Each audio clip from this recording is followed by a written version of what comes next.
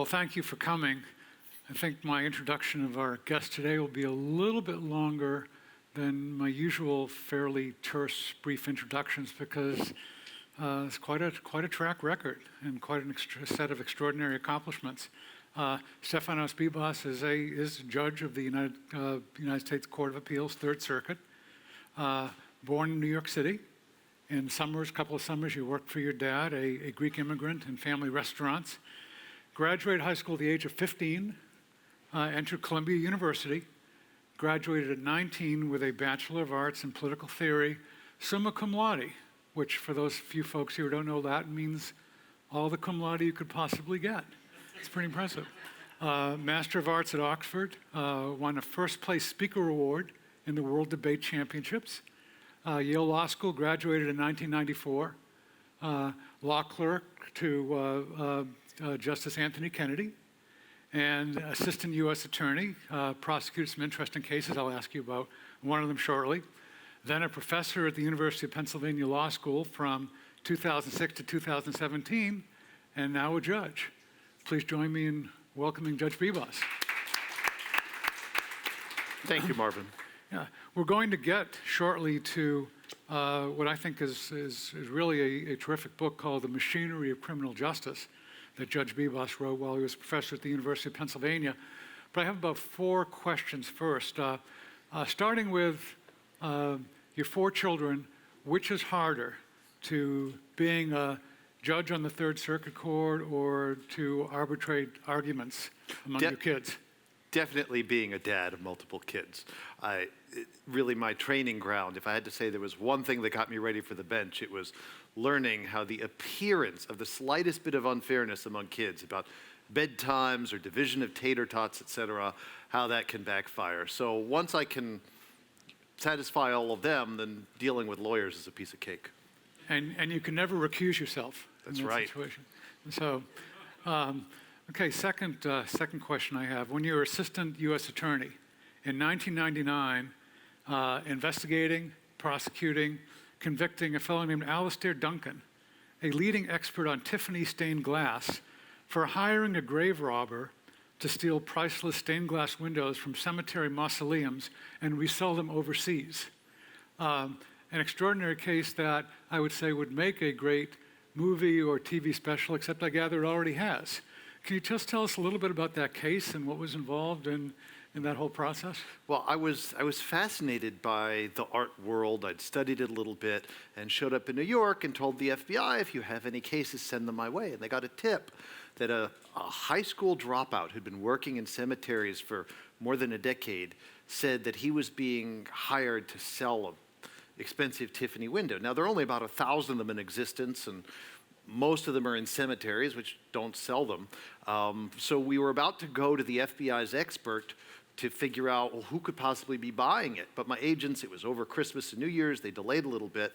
And then it turned out that the undercover heard that the grave robber was stealing this to order for the FBI's expert, Alastair Duncan. Uh-huh. So we put on a body recorder and a microphone on him. Well, first of all, the first thing they do is, FBI always comes to arrest people at about 5:30 in the morning when they're too groggy to resist. So they show up, knock on the door, and say, you can work with us or you can do a long time in prison. So he worked with us. And he introduced he then started going to the middleman who had arranged this deal and said, hey, you remember that window we stole? And he said, oh, it's hot. They're never going to find out about it, but there's no one to complain. It's a cemetery.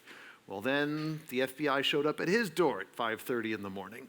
And we put a body recorder on him and a microphone, and he started going to talk with this expert, this multimillionaire, but these foreign collectors have an insatiable appetite for stained glass, limited supply, enormous demand.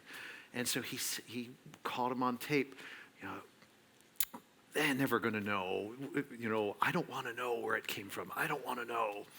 And we managed to get the tapes. He said a lot of incriminating things like that, and my star witness was the grave robber. Okay. And this is difficult because you have to convince the jury to believe a grave robber over a multimillionaire. He's testified, he did a good job, and the next day the big tabloid in New York had a full-page headline, the ghoul of Gotham. Queens dropout tells a 15-year career robbing cemeteries. And he came in and said, they're ruining my name. They're ruining my reputation. I said, you're a grave robber. You have no reputation to ruin.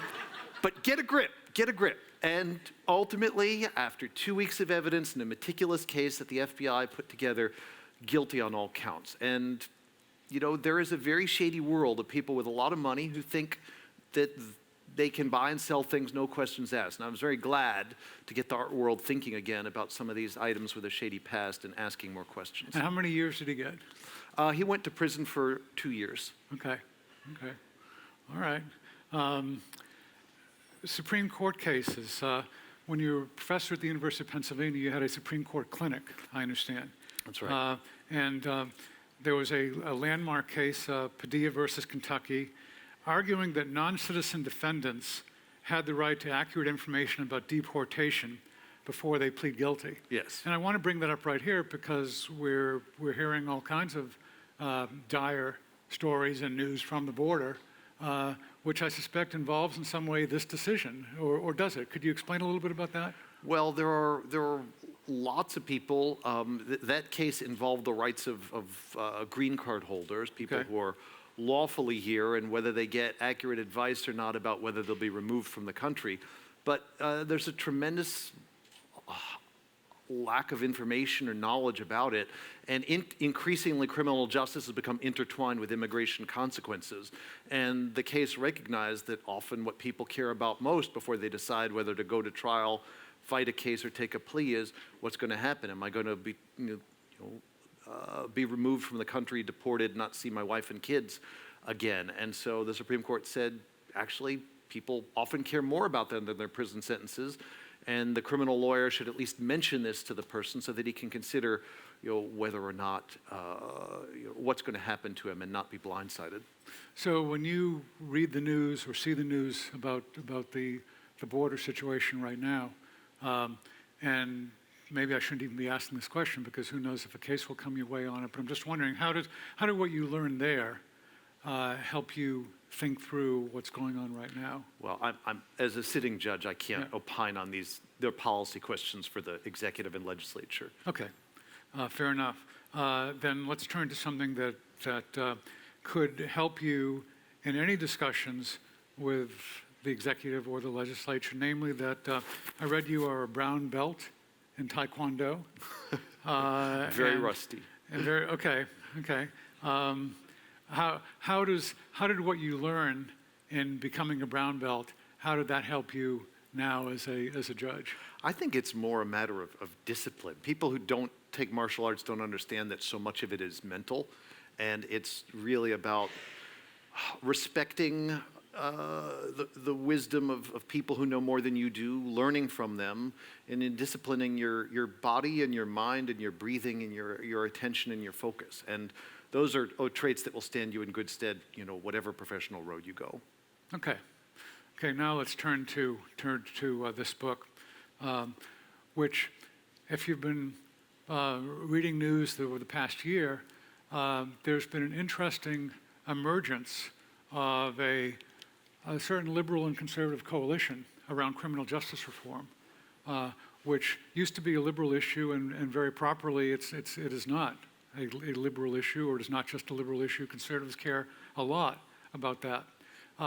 And so there's a lot of stuff bubbling around. There was a First Step Act that actually Congress passed and President Trump signed into law, involving some questions of what happens to people in prison. Groups like Prison Fellowship, which has its headquarters not all that far away from here, have certainly been involved in this over the past 10, 20 years. And there are lots of questions about whether nonviolent offenders should be in prison, how long sentences should be. So that's all very important stuff. But this book, interestingly enough, I think goes deeper into the very, the essence of criminal justice right now, and is the goal to move things along quickly and in somewhat of an automated process, get people into jail or perhaps out of jail in some situations, or are there deeper things going on with criminal justice as far as what we learn about what justice is, what we learn about how people can function in their communities. And I want to start off by just noting that what gets this book off to a fast start is that even in the first 11 pages, 28 times, you use the word moral or morality or amorality, words that are rarely found in discussions of criminal justice these days, where it's much more with either put people on the slam or reduce the number of years. When you right from the beginning emphasize those questions of morality, why are you doing that, and what influence should that have on our thinking about the larger criminal justice problem? Right. Well, it's an important question how you think about the point of criminal justice. So for centuries, ordinary people have understood that criminal justice has a point, it has a purpose. It's supposed to blame people who do the wrong things, figure out who did it. If the person did it, blame them appropriately, punish the person with appropriate consequences, but then heal the wrong or the wound of the crime. And if we look at our history, that's the way it's been done. People have a misunderstanding about the past. Only a small sliver of people wound up getting executed or exiled or branded. Most people had a punishment. It was a short term, and often they would admit or confess what the crime was. I stole the pig, or sometimes they'd say, no, that was my pig, I just lent it to you. You'd have a jury. The jury would hear it out, and they would decide who was in the right, who was in the wrong, and implicitly at least what kind of punishment the person deserved. And nowadays we've moved very far from that idea towards, this is about controlling crime or just about public safety or about processing cases. And that kind of misses the way that non-lawyers understand the point. And it misses the way that we talk about with our own kids. When we discipline our kids, are we doing it merely to stop the naughty behavior? No, we're doing it to teach lessons. We're doing it to vindicate the injured sibling. We're doing it to kind of restore order in the family. And I don't mean to say we can just reduce the polity down to a family model. But I do mean to say there's something deeply intuitive about its being connected, justice being about right and wrong, albeit cabined within the laws of a state. But you can't just divorce the two entirely. Judges are supposed to be teachers. Right. And what the judge does in announcing the jury's verdict or in proclaiming a sentence is itself a morally fraught act. If you ever go to a courtroom, maybe the most you'll hear of it is when the judge pronounces a sentence. The judge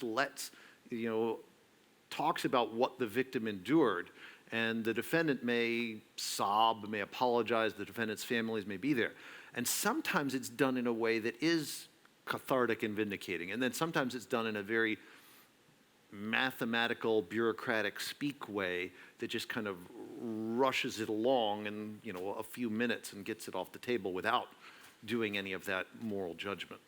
So for those of us who are most familiar with the judicial process by perhaps watching TV dramas or movies, and there are dramatic moments of revelation and so forth, that's not the way it is in 90+% of cases, right? Right. So if you just watch crime dramas, you might think that the name of the game is about the victim and the defendant, or a civil case, the plaintiff and the defendant coming into court and telling their stories and pointing the finger. And that's kind of the way it was in the 18th century. That's the kind of justice system that the framers were enshrining in their Bill of Rights. Now, that's what my students came into law school thinking. Now, by the time someone gets out of law school, he or she thinks, I know better. This is really about the prosecutor and the defense lawyer. They're standing up, they're showing off their rhetoric, they're making their legal points, and it's about that kind of duel at trial. But then, when you move from just graduating from law school to actually becoming, let's imagine, a prosecutor or a public defender, if we're taking criminal cases, the new lawyers in the trenches quickly discover that it's not that vision of the plaintiff and defendant front and center. And it's not the prosecutor and defense lawyer dueling at trial. the reality is 95% of criminal cases plead guilty. And these plea bargains are hurried conversations in a hallway or a conference call or something. You know, the judge is absent, the victim is absent, the defendant is usually absent, and it's really kind of horse trading that's presented up to the judge as a fait accompli, and so kind of bypassing that central, what I call the morality play understanding of the trial as vindicating, as catharsis, as kind of healing. Well, let's go back a couple of centuries, and if you could describe for us how the morality play actually worked, typically in courtrooms at that time. Sure. Let's say you had a routine criminal case. You know, farmer says, Pete stole my pig, and Pete said, no, it was mine. You would have no lawyer on the victim's side, except in homicide cases, obviously. The victim would prosecute his or her own case, and no lawyer on the defense side. The defendant, there were very few lawyers. Defendant usually wouldn't hire one, couldn't afford one. Defendant would stand up and argue his or her case. And it'd just be kind of a shouting match. There were no rules of evidence or procedure, pretty much. Even the judges, up until, there were almost no law schools here. So the judges usually had no formal legal training either. They would sit up there, the parties would shout it out, 20 minutes, 30 minutes. There'd be a jury, they would just kind of huddle together in the jury box, and they wouldn't have fancy legal instructions. They would decide who was right, who was wrong. If this person was wrong, did this person deserve a very serious felony conviction, which could lead to the death penalty or something else? Did the person deserve a less serious conviction, like a misdemeanor? And that would all be done. And then if you had a punishment, most punishments were, as I suggested, were these temporary affairs, not execution. It'd be pay back the money, or go and fix up the barn that you vandalized, or stand in the public square for an hour and be shamed, or something like that. And again, not professionalized, not legalized. It was very much in the public eye, in the square of a small town community, and then they'd go back. So when people go and read the Scarlet Letter, right, they're focusing on how awful and judgmental and humiliating it is. But they miss that, okay, part of the moral of Scarlet Letter is Hester Prynne actually goes back to living with her community and is not, you know, actually achieves quite a status in their eyes. And the evidence actually shows people, they may have been found guilty of adultery or theft or whatever else, but there was no status of an ex-con. You took your lumps, you paid your debt to society and the victim, and you got it over with, and then you went back as an equal. And in a sense, you can see the Christian influence there, and Christianity is the religion of the second chance. Exactly. So there was a whole genre of sermons that preachers would give at hangings, at these public, you know, at the stocks in the town square, whatever, and they would emphasize not, oh, look how evil this person is. The emphasis was, there but for the grace of God go I. Look, you drink a little too much, you fall too much into drunkenness, you could do the same thing this person did by getting too drunk. And so there wasn't this us versus them mentality. And the Christian understanding of that, you know, it's like the parable of the prodigal son. God is the loving father, ready to welcome all of us back. And we should see ourselves not just through the eyes of the judgmental older brother, but through the eyes of the younger brother, that yes, in my own life, I do things like this too. I may not have killed someone, but I got angry and desired it. I may not have cheated on my wife, but I've lost it in my heart. And so it was an occasion for all of us to examine our consciences.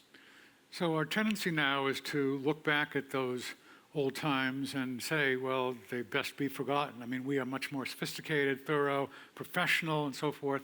I think you have a little bit of a different vantage point on right. that.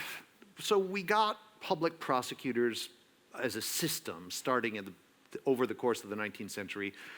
Defense lawyers increasingly took over a large share of the cases, you know, following after prosecutors, and they developed rules of evidence and procedure. They slowed things down, and jury trials started taking longer and longer.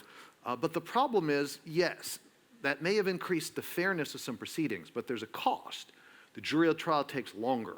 So the judge wants to get the case over with. The prosecutor wants to take the case over with. So they short-circuit the jury trials, and they plea bargain.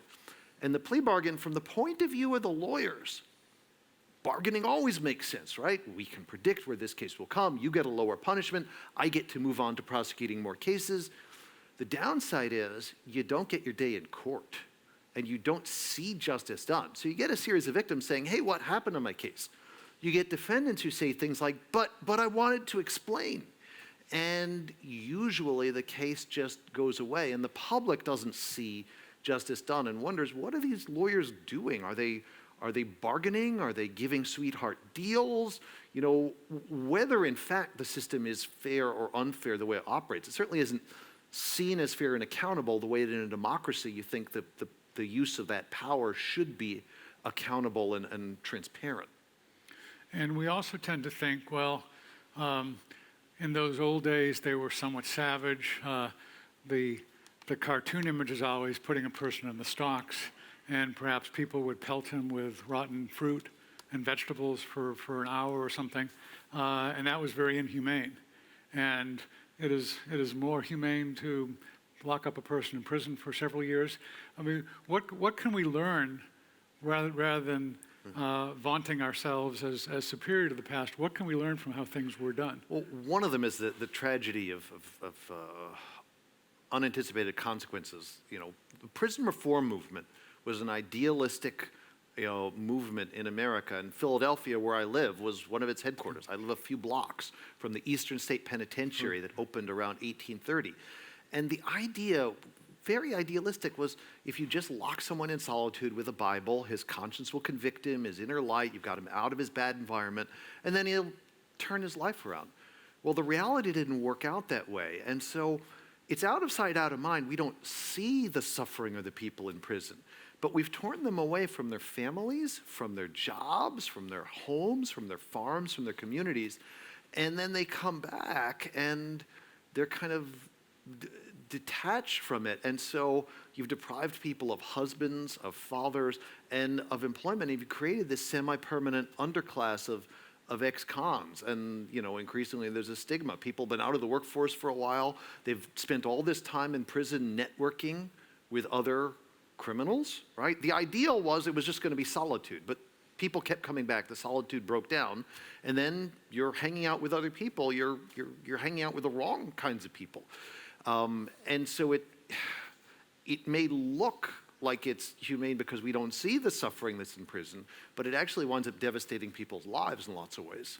And that's even setting aside, people know about the boredom and the TV punctuated by the stabbings or the prison rapes or the other stuff, which, are awful and inhumane in their own right. Yeah, and that's actually a very accurate description. A few years ago, I did a lot of interviewing of people in prisons, often people who are in there for life sentences. And it almost made me thinking, well, capital punishment, a big debate about that, about whether executions are proper, and just thinking biblically about life for life from Genesis.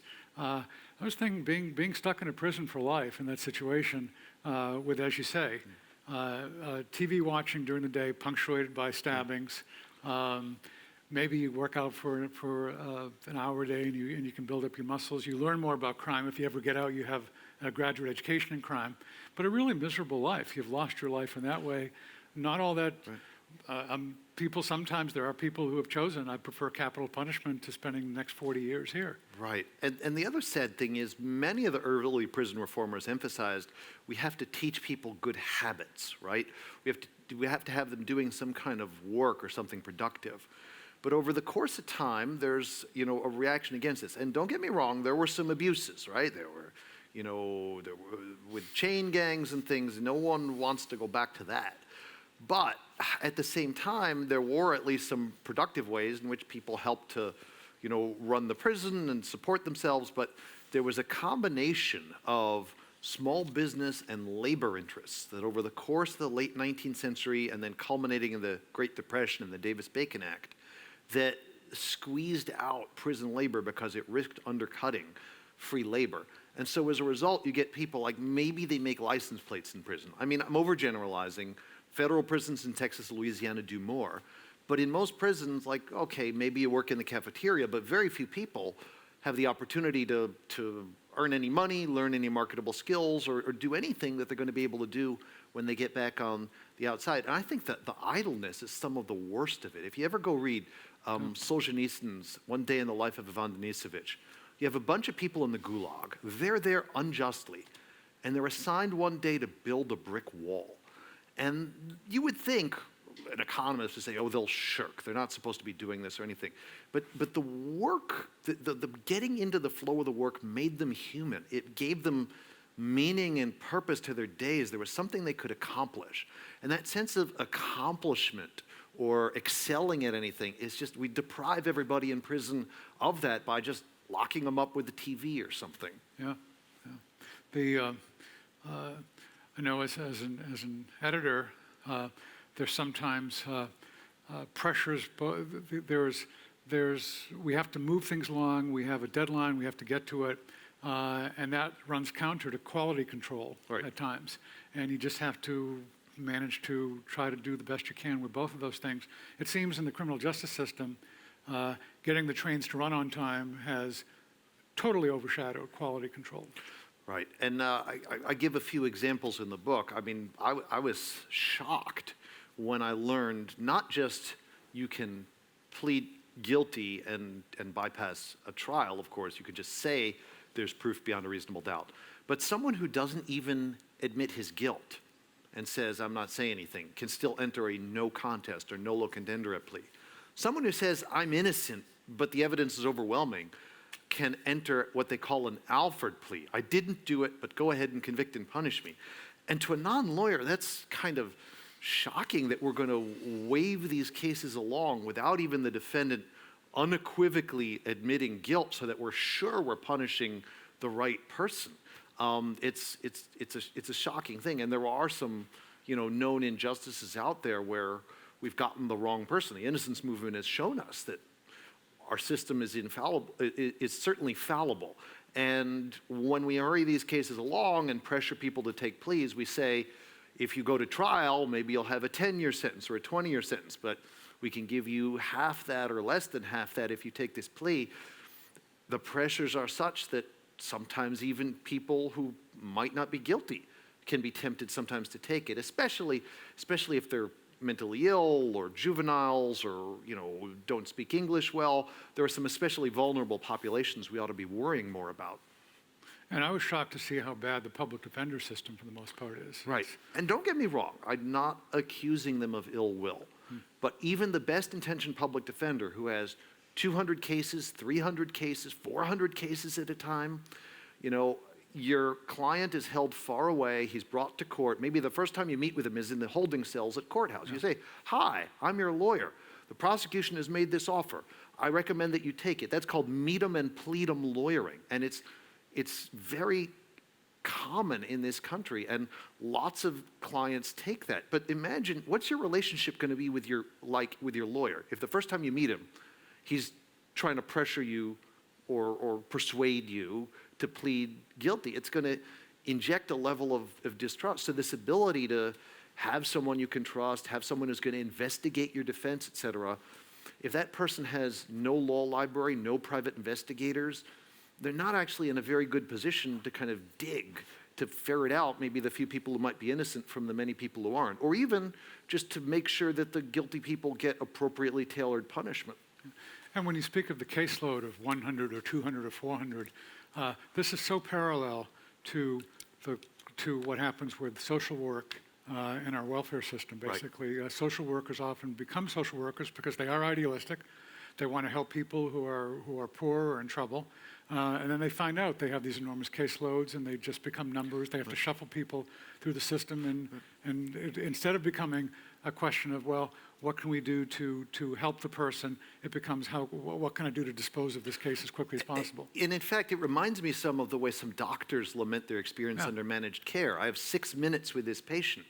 And we know that part of the healing effect is just listen to someone, make sure he's being heard, and you can hear all the symptoms and everything. If you have to hurry along, the person just feels like a widget on an assembly line. And so that's part of my complaint that, people deserve a day in court and a listening ear, and so defendants ought to get that from their defense lawyers, and prosecutors, they're not beholden to victims, they're not the lawyers for victims, but you would think they could at least take the time to talk with the victims in the more serious cases, and maybe they do and maybe they don't, but defendants and victims both get these parallel experiences of the system just kind of rushing by them. Yeah, and I don't want to discourage any of you as far as perhaps going into social work or going into law. but there's just an enormous depression very often that sets in. Again, I've seen this with social workers, but apparently a lot of lawyers are sometimes well paid, sometimes not, but not very happy about being in law. Yeah, and it makes people unhappy, as you say, because it's not about the craft or the profession all the time. It also is part of this modern problem that we care about what we can count. I really think the modern era is one of a reign of quantity over quality. And so, yeah, maybe we would prosecute fewer cases if we took the time to do them better. Maybe we would have, fewer cases overall, but sometimes quality matters, not just quantity. But the problem is what we measure is what we maximize. And we measure quantity, and we measure the number of cases. We have far more crimes in this country than we can prosecute. But on the other hand, that might be not just a bug, but a feature. Because think about it, if you make people slow down and prosecute the most serious cases and the ones with the strongest evidence of guilt, well, what are you going to be filtering out? They'll filter out some cases that maybe are more borderline in terms of whether they need punishment. They'll filter out some weaker cases where maybe the person might have been innocent. Or at least you'll dig further enough to be satisfied that there's guilt there. And that's the kind of thing that gets slighted when we focus so much on speed. Yeah, so you've identified the problem well, you explained the history well. What do we do then? You mentioned a couple of the words that some of you may have heard from prison fellowship and elsewhere, restorative justice. And I think you have both praise but also concern about that, and maybe you could explain that. Right, so in the book I've got a chapter, I think it's chapter 4, that deals with 3 kind of movements that try to reform criminal justice. And so, there are a couple of them that tend to get identified with the left. One of them's restorative justice, this idea that we can bring people together, victims and offenders, or whole families, or whole neighborhoods, and we can have a conference, and you can tell your story, and then you can apologize, and that's that. And I think those procedures make a lot of sense, right? Most people don't realize this, but the bulk of crime is not stranger crime. It's within neighborhoods, within families, within workplaces. Lovers and friends often have to go back to living with one another after stealing from someone to support your own drug habit, for example. And so those methods of reconciling are very powerful. My complaint is that those procedures are often yoked to an anti-punishment agenda. There's a segment on the left that thinks that this should completely substitute for criminal punishment. And for a juvenile who commits vandalism, maybe just saying you're sorry and cleaning off the graffiti is enough.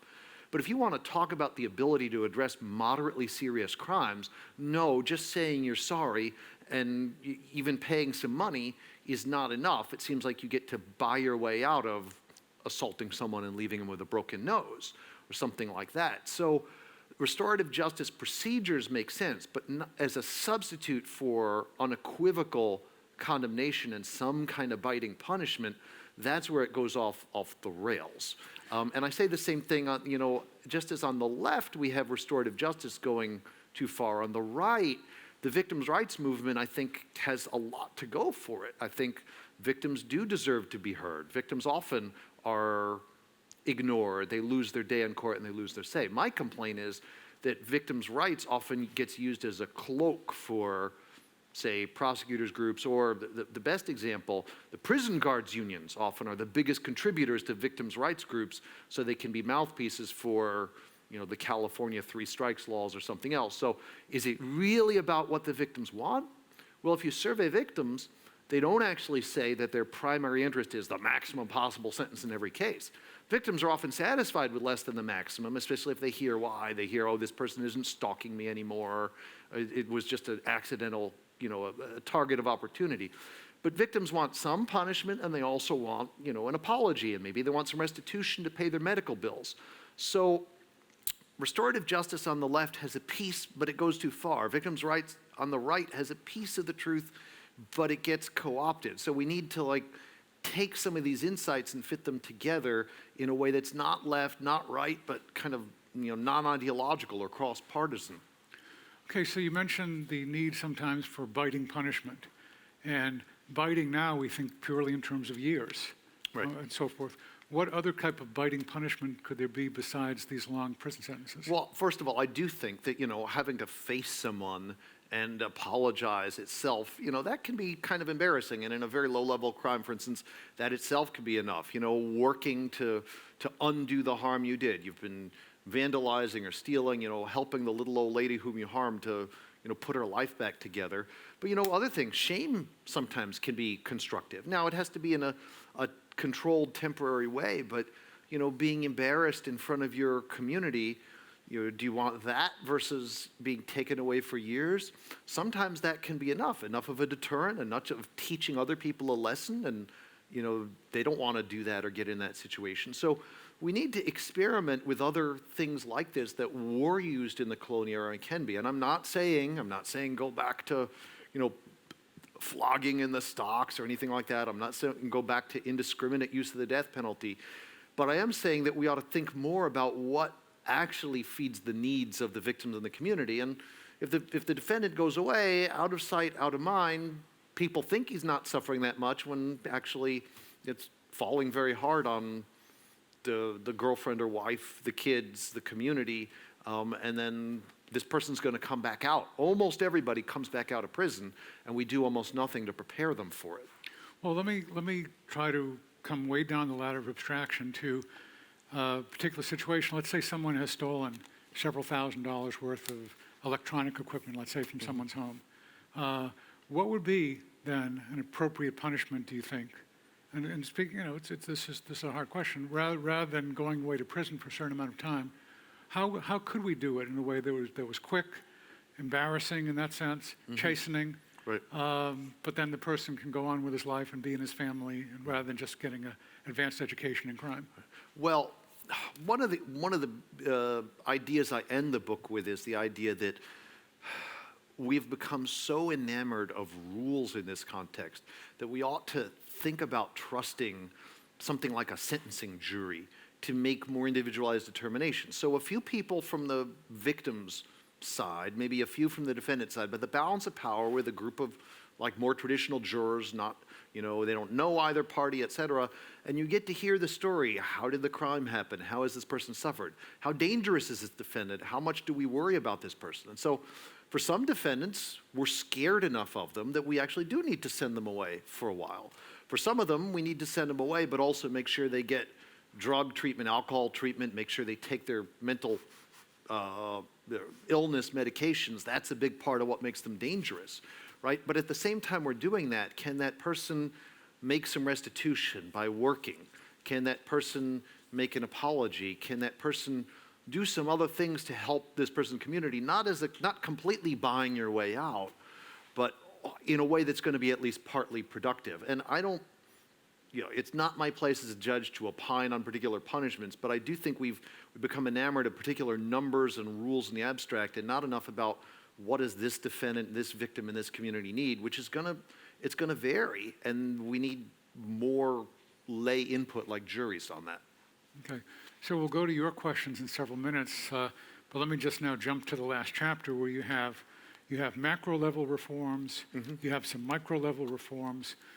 What are your favorite reforms? In other words, if let's say you are a judge now, which is a much better position, I think, than being a United States Senator, but if you were in the Senate and so forth, and you could propose certain things, right, what would you be proposing? What do you think would be the first priority in really trying to transform the system? Well, let me step back from that. It's not my place as a Right. judge to tell the Senate how to do its job. Right. It The is Senate, my, however, often wants to tell judges how to do their job. But It is my place to recommend that when prosecutors and defense lawyers do their jobs, they should listen to people. They should also take very seriously the idea that this is not just about the most cases, and try to sell to voters why they're going to ratchet back on enforcing certain crimes in certain circumstances and focus more on others. And I think we see DAs across the country running on this in a very localized way. Different communities choose different trade-offs of how much enforcement they want. But I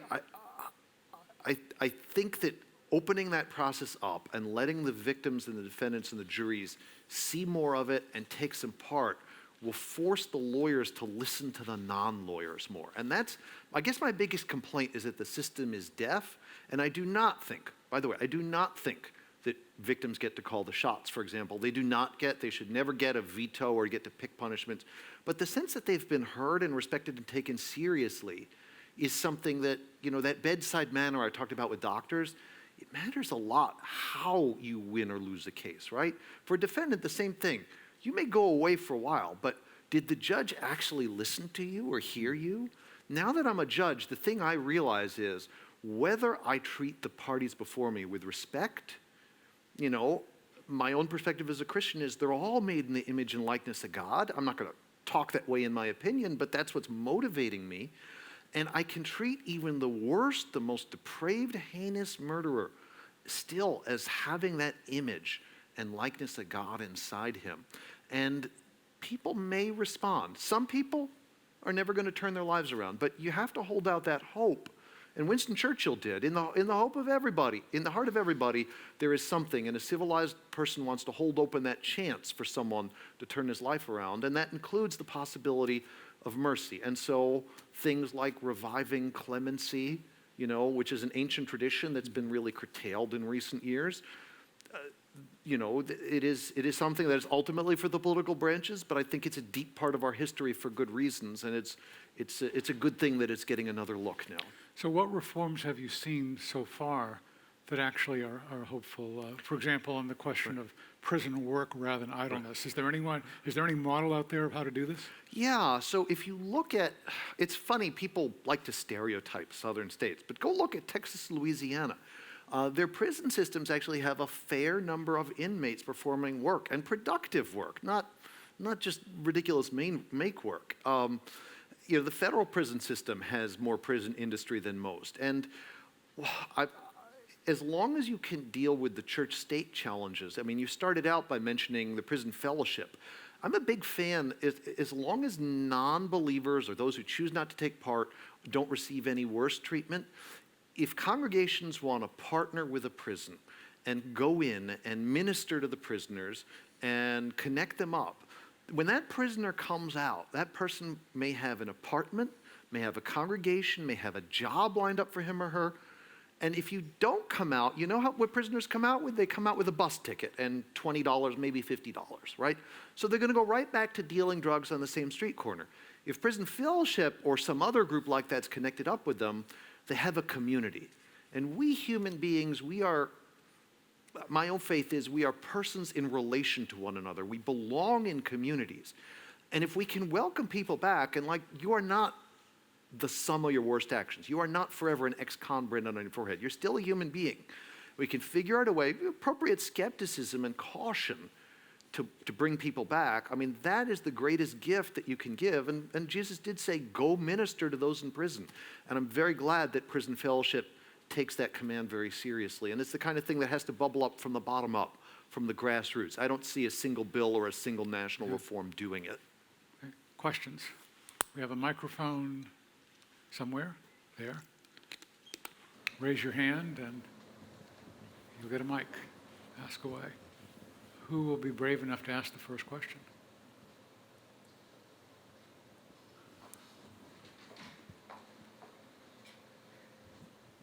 You repeatedly referenced the moral role of the criminal justice system and have kind of implicitly referenced the necessity to balance a retributive theory of justice with a rehabilitative one. What do you see as an appropriate criteria or foundation on which to base that balancing act in this punitive balancing discussion? It's a great question, and I think to come back to Marvin's first point, a lot of people shy away from this, and they shy away from morality speak towards neutral-seeming things like efficiency, speed, and deterrence, because they think, oh, morality is subjective. Well, you know what's interesting? My colleague at Penn, Paul Robinson, has done a lot of empirical surveys about crime and wrong. And what he finds is if you survey people, this country, other countries, white, old, whatever your politics, there's an enormous amount of intuitive agreement about how serious various crimes are and on roughly what kind of ordinal ranking of punishment they deserve. So, you can get a lot of agreement over how bad this theft was or this burglary was. And people have a sense that a certain amount of punishment is needed for it. But interestingly, people lower that evaluation if the person seems seriously contrite, or if the person seems to be turning his life around or making amends after the crime. And so the agreement is truly immense on violent and property crimes. It's a little less, but it's still very high when it comes to other kinds of crimes. And I think what you have to do is survey people, and this is the way juries naturally work. And you get an agreement across the jurors who deliberate, like, how serious is this crime? How much does it need? Does it need some prison time to underscore it? Does it need something else on top of it? And if it comes out of the jury as the conscience of the community, I think it will both speak with the appropriate voice of condemnation, but also hold open that hope. And holding open that hope also has to be the part of the governor being willing to pardon. Sometimes there's parole. There are other ways. I'm a big fan of the victim.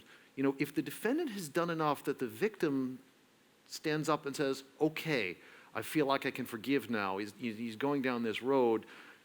Some sentences called for, I've been hurt, I want to be heard, but I'm not asking for, a pound of flesh here. And I think the victim has the moral authority to do that. So to say, okay, we've done enough. The only thing I want to say about the word rehabilitation is my complaint about it is that in the mid-20th century, it was usually understood in a historic, let's give someone kind of therapy and treatment. And I understand it more in a sense of moral reform, right? Now, that's connected to the moral reform of Alcoholics Anonymous. You've got a habit or a problem you need to deal with, but it's also, I've come to grips with my wrongfulness, I'm weak, I need to build up the discipline to resist these temptations in the future. And so most people are not philosophically purist. They want some retribution, and they also want this person to turn over a new leaf. And if the person turns over a new leaf, somewhat less punishment seems to satisfy them. Questions? You seem to be describing kind of almost a Platonic restoration of the person with the community and proper ordering in the community. And then you're contrasting that with our kind of modern rule-based sense of what justice is about. Where do you think we kind of shifted in that thinking, and what do you think what drove that? Was that really about the lawyers taking over, or is that symptomatic of something else? Well, there's a couple of things going on. It's a great set of questions. One of them is, look, larger, more impersonal communities, the ideal I describe, you can't recreate the 18th century totally here. I think you could do more of it than many people think, because you can do it at the neighborhood level, or you can do it within, say, the financial industry if one stockbroker commits a fraud, or sub-communities, but there's a challenge in translating to a larger society. There's another thing that's going on, in that when we moved from kind of a more Christianly motivated sense of justice, or even Aristotle's sense of equity as phronesis and practical wisdom. So Bentham and Beccaria, they're very different from Immanuel Kant, but as Enlightenment figures, they all think what we need rules, and we need equality, and we need deterrence. And so the heart gets squeezed out in favor of the head over the course of, these are thinkers from, 18th through 19th century, but it gets translated into a real attack on mercy, actually. But that's a place where I think Christians need to be careful about how far we follow the Enlightenment, because justice without mercy can be heartless. Now, C.S. Lewis said, mercy can swallow up justice. You can't do that either, but you have to be attentive to the particulars, and indeed the dynamic ability of people to turn their lives around and have to hold out some hope for them. So I think justice without mercy can be cruel. I have a lot of friends who are either about to go into law school or are in law school who are Christians. And I'm wondering what advice you would give to them that I can maybe pass on that would be as far as how they can avoid becoming depressed and cynical when they are having to live and work in a world that is very depressing and that's going to very quickly kind of sap some of the idealism and hope that they're going to walk into this with, trying to help people, trying to make the world a better place? It's an excellent set of questions. One of the things that's undergirding this problem is, just as I said, quantification and efficiency and speed matter. Lawyers bill their time sometimes in 6-minute increments on smartphone apps and things. And you can understand yourself as being like in, a Dickensian factory with Mr. Gradgrind just talking about facts, facts, facts. I worry sometimes that the kind of idealism that people bring to the law sets themselves up for a fall. If the idealism is, I'm going to change the world, well, you get hordes of people who descend on Washington, D.C. and then discover, well, no. There's a lot of things that are broken, and frankly, I think it's kind of proud and egocentric to think you're going to fix it. And just speaking from a faith perspective and not as a judge, my own perspective is the better Christian approach is not how do I fix things. That's Heliasm. That's the ancient heresy of creating heaven on earth. Rather, how can I open my heart to what God calls me to do? And the intersection of what I turn out to be good at and what God calls me to do and the particular people in front of me means that your real legacy, it might be in your local community, because lawyers since Tocqueville's time have been the important pillars of the local community. It might be the particular students I teach, the particular clients I reach. You may go and be a prosecutor or a public defender, let's imagine, but just treating the individuals before you with dignity is still giving them a great help, the way that a doctor doesn't have to think, I'm not a success unless I cure cancer.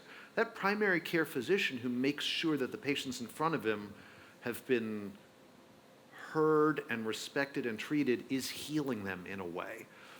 And so I think lowering your ambitions, praying about it, accepting people in that way, and not viewing everything through this utilitarian lens will appropriately focus what God has put you there to do. Oh, and by the way, my other piece of advice for lawyers is don't put on the golden handcuffs.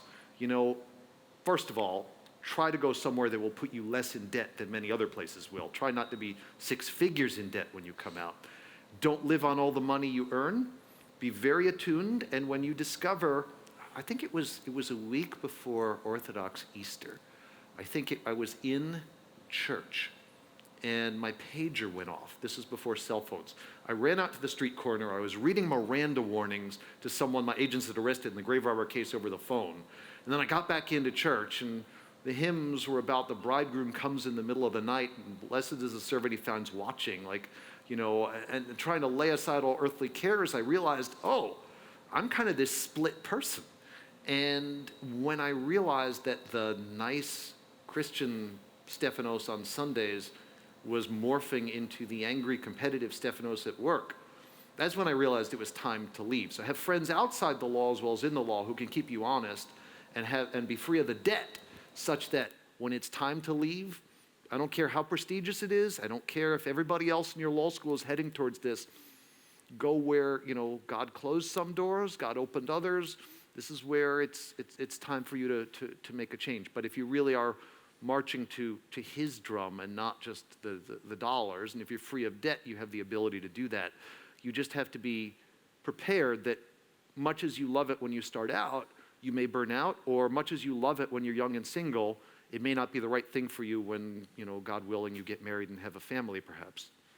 This is good advice, by the way, not only for lawyers, but in general, to avoid the golden handcuffs. Yes. Crucial advice. I had people in law school, they were 6 figures in debt. They got to my big law firm. They leased a new Beamer so that at 10 p.m. they could drive very fast in style back to their homes. No, don't do that. But buy the used car. Right, don't mortgage up to the hilt, Right. et cetera, et cetera. Other questions?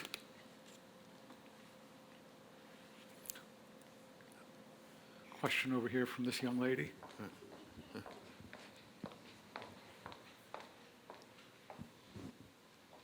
I do have a question. It seems like sometimes if you have a defendant who is good-looking or articulate, maybe that person can feign repentance, and someone who is not as attractive and So rules somehow make us feel like we're going to look at everybody the same, and we're not going to give special favors to the pretty ones or the. So how do? And you also hear about judges who come up with sort of wacky things. How does this work in the real life? It's a great question. The temptation is, the question is, don't rules give us some protection against, the more attractive or well-spoken defendants getting off better, or protections against, crazy judicial inventions? And I guess my response is that rules give us the appearance of doing so. Take mandatory minimum sentences. You would think, if you care about racial equality as I do, that equalizing the sentences for a drug crime, everyone's going to do 5 years. Well, the reality?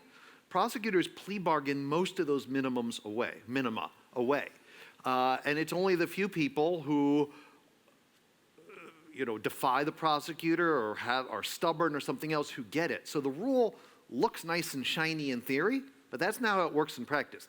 Same thing. Absolutely, it's true. There are studies that, juries have more sympathy for whites, for females, for attractive, for younger victims, etc.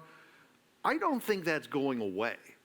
My own view is it's real, but if you bring it into the open and you make sure everybody's voice gets heard, you are going to do the best to counteract only the well-connected victims get the ear of the prosecutor or the police.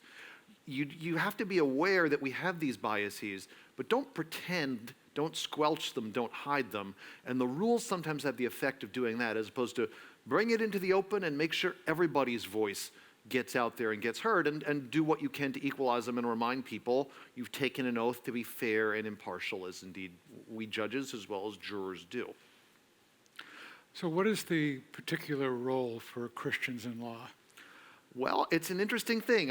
Every few Sundays we get the lectionary about the lawyer seeking to justify himself, and I hang my head and say, I still need to work on that. But I think there is no one thing for Christians to be. St. Paul talks about us all being part of the body. We're not all called to be missionaries in Africa. We're not all called to be pastors, right? Some of us are called to be lawyers. The world needs good tax lawyers, and I don't buy the secular left view that you're not really doing any good unless you go and minister to impoverished kids. I think there are people who are called to that too, but I think you can be some people. Your gifts, your inclination, your opportunities mean go be a tax lawyer, but my bottom line is focus less on what you do and focus more on how you do it in whatever calling you have, in a Christian spirit and a Christian vocation. And you from Patrick Henry, you're going to have a lot of opportunities. I should mention, I've hired a law clerk to work me for next year who's a graduate of Patrick Henry, and I admired the education he'd gotten here, and you will have those opportunities if you want. But just pray about it, and don't go into it with so much a conscious do-gooder mentality with let me find where I'm called to, find some Christians or believers of any different stripes. I've had great fellowship with Orthodox Jews and practicing Muslims and Mormons, lots of people who are trying to be in the world, not of the world, who are trying to live in a different way in this society. And we can have our theological disagreements and still find fellowship of the sort that fellowship will be very important to you in sustaining you in what's mostly an a-religious professional world. Okay. Is there a hand up over here, or go ahead? First of all, thank you for coming out and sharing some of your thoughts with us. It's been a great pleasure listening to you talk. This might be a little bit of a broad question to ask, but it popped in my head. Is there anything for those of us who are private citizens or who are going to be lawyers or going into politics, is there anything practical that you would recommend, having dealt with criminal justice for many years, anything practical that you could recommend that we could do to help bring about criminal justice reform? And if there's anything, anything that we can start on the kind of a grassroots level? interesting question. I think the most immediate things you can focus on are things like your police precinct community meetings, races for district attorney. These are places where there's an enormous amount of power. Very many DA races are uncontested, but they're not generally driven by a lot of issues. People they brag about their conviction rates, which are meaningless. Everybody's got a high conviction rate in a world in which everybody pleads guilty, right? But you can press people to say, okay, what are we going to do about this crime, and how can we take this approach? I do think that in the states, this is a good case for federalism. In the states, we see more interesting creativity, diversity, laboratories of experimentation and democracy than the federal system, because federal prisons are a drop in the bucket, right? In states, they're 10, 15, 20% of the budget. And now, in deep red states, where they can't afford to build new prisons unless they're going to close some schools or hospitals, that's where you get let's get everyone around the table and agree on this. So, when you force people to make trade-offs, that's when you get them to say, how can we prioritize? In the federal system, there just isn't that budgetary pressure to prioritize. In the states and the localities, there is. The only other thing I will say is there's this endemic problem in states that California is trying to fix and other states need to look at seriously. It's called the correctional free lunch. So I don't know if you've studied economics, but economists will say if something costs zero, everyone overuses it. Well, we do policing at the city level. We do prosecution at the county level, but we pay for prisons at the state level, which means if the police arrest someone and the prosecutors pursue a conviction, the prison cell is essentially free to them. If they house them in the local jail, it's expensive, but jails are for less than a year. So if you send someone away for a year or more, that's on the taxpayer's dime. So I think, I'm not going to get into the specifics of what you think about California's effort in this direction. It's not my place.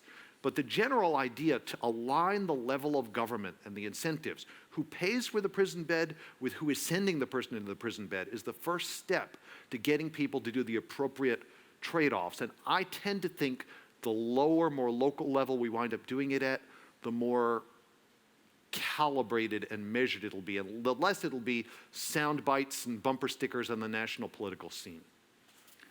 So we're out of time. Let me just close this with the last several sentences of this book. After explaining some of the possibilities and saying the reforms are suggestions, some may be too modest, others too bold, but this is the way we need to be thinking about things. The process will not be quick or easy. The process of reform will not be quick or easy, but it may eventually soften our cold plea bargaining machinery by bringing back the best features of the public redemptive morality play. Professionals can live up to their job as public servants. The public can once again play an active role in its own local dramas, and victims and defendants alike can once again hope to be treated with respect as active participants in a cathartic morality play. Good words. Please join me in thanking Judge Bibas for coming. My pleasure. Okay, tomorrow morning, 11 o'clock, Rosaria is back for the first time actually bringing a person back for the third interview here. So Rosaria Butterfield, wonderful author with a really fascinating past that I know many of you are aware of. So I hope you'll come 11 a.m. tomorrow morning. Thank you.